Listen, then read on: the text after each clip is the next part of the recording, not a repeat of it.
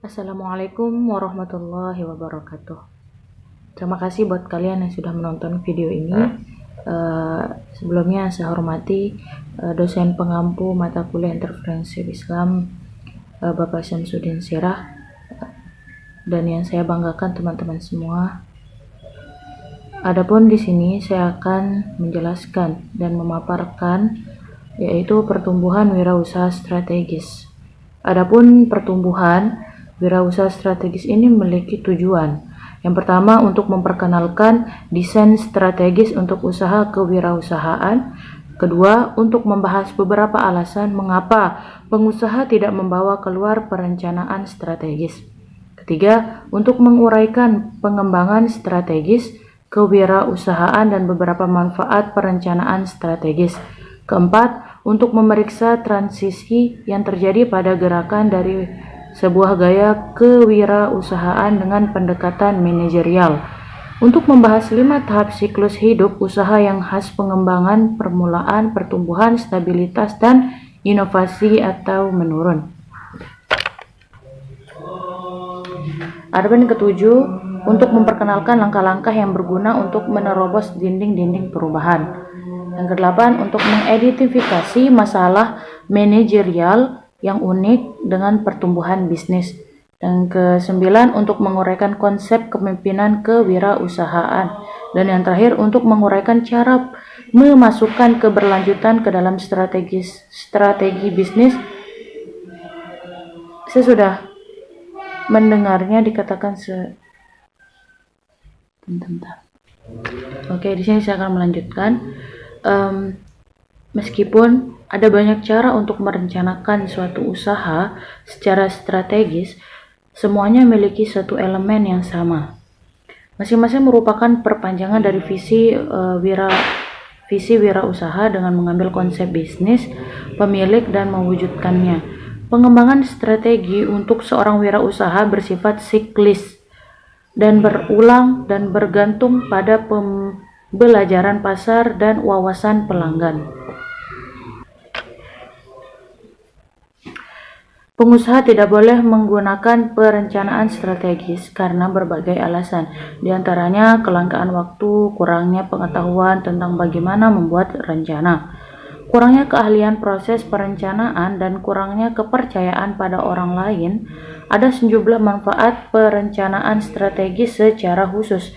Berbagai macam penelitian telah menunjukkan bahwasannya perusahaan kecil yang menggunakan proses ini cenderung memiliki kinerja keuangan yang lebih baik daripada yang tidak. Manfaat lainnya termasuk alokasi sumber daya yang lebih efisien, posisi kompetitif yang lebih baik, moral karyawan yang lebih tinggi, dan pengembalian keputusan yang lebih cepat. Namun, ada juga sejumlah kekurangan fatal yang harus dihindari dalam mengidentifikasikan strategi ini.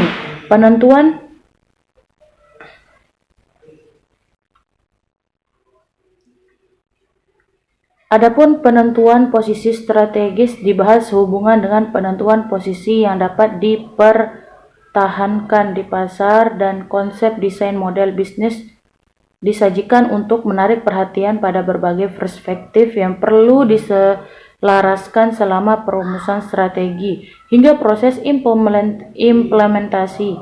Berbagai jenis logika dibahas sehubung dengan strategi yang berkaitan dengan relatif baru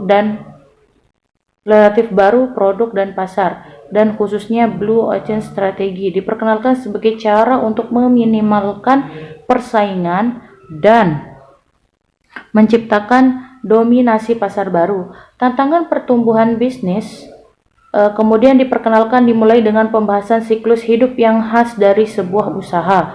Itu memiliki 5 tahap: pengembangan, permulaan, pertumbuhan, stabilisasi, dan inovasi atau penurunan.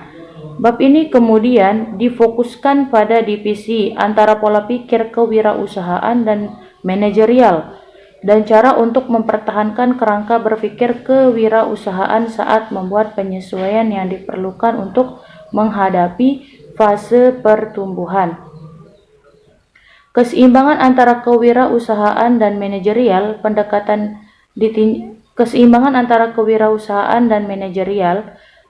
ditinjau yang mengangkat pertimbangan 5 faktor utama. Yang pertama itu orientasi strategis, komitmen untuk merebut peluang, komitmen sumber daya, pengendalian sumber daya, dan struktur manajemen. Ini diferensiasi faktor utama penting untuk menganalisis aspek usaha yang membutuhkan lebih banyak penekanan administratif atau kewirausahaan.